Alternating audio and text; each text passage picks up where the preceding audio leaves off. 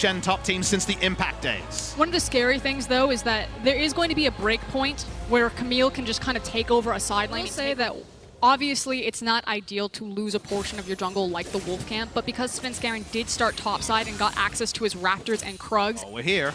Tarzan's behind the tower. Chovy looking for the wall dive, lands it. Cocoon's going to follow up, and that is first blood to Griffin. I was going to say, Tarzan using the pressure they've generated to get into the jungle to take some of these camps, but Svenskeren will get the Scuttle Crab. Fear coming off. Here comes Sword from the top lane. Licorice on his way to help as well, but he's already down to half HP. There lands the Shuriken. Svenskeren pulls the spell shield. Taunt coming out, but Licorice will pay for this with his life. There's no escape. You have to feel the flash won't be used, and he falls. They have been so delayed in trying to reach it.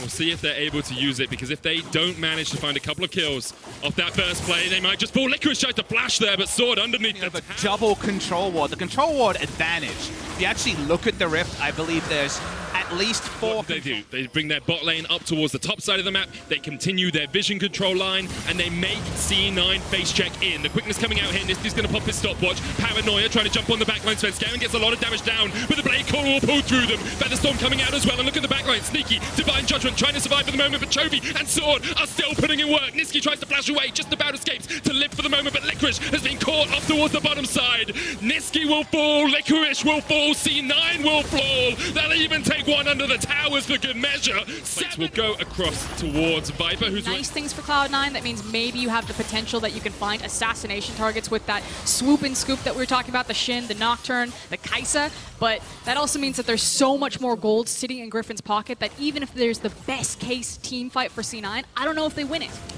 But I like your point, because yes, it sounds a bit kind of glass too half full as Sword runs in. Yeah, Sword's going to get on the blast cone there, just chasing Svenskeren down.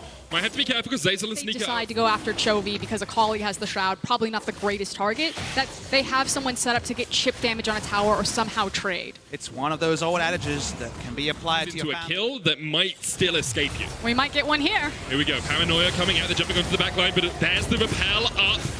And you can see Tarzan falls in the middle of them all. Shut down for C9. They find a single kill. They're on the board. That's the important thing here. And Griffin had all walked over to handshake a fight in an area where there was really no objective to fight around. So that's a sort of misfight from Griffin where they could have just been spread across the map a bit better. Seeing the TP. Oh! Blade Core does a lot of damage there to Svenskeren. The charm coming out. Sneaky's the one caught up in it. Underneath the tower, he will fall. And now the chase is on. Svenskeren with a great shield. He'll fall in the end, though, and Zazel follows shortly after. It's a double for Sword. Didn't even get the tower, now looking in the mid lane. They know Niski doesn't have ult here. The Hextech Ultimatum will lock Niski in a box, and that box will end up being a coffin. He falls in the mid lane. The shutdown gifted to Sneaky from Tarzan.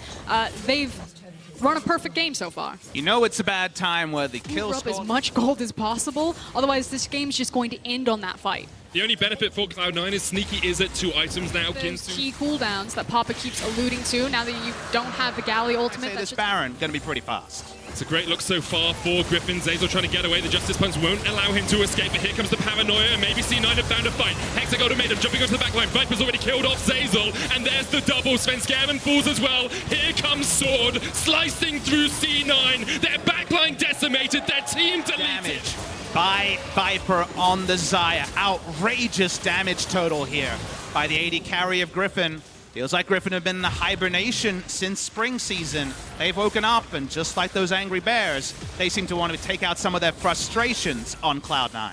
And a win here for Griffin sets them up really well. That's the game plan. Well, right now, Griffin are just forcing in the top lane tower. The inhib tower will fall. They're now looking for the inhibitor. You can see Sword is down towards the bottom side of this, keeping Licorice busy. Here comes the Paranoia. The one punch has been thrown by C9, but they really don't have the damage to take down anyone. Griffin, Lehen's still alive. Viper there as well. They just clean them up.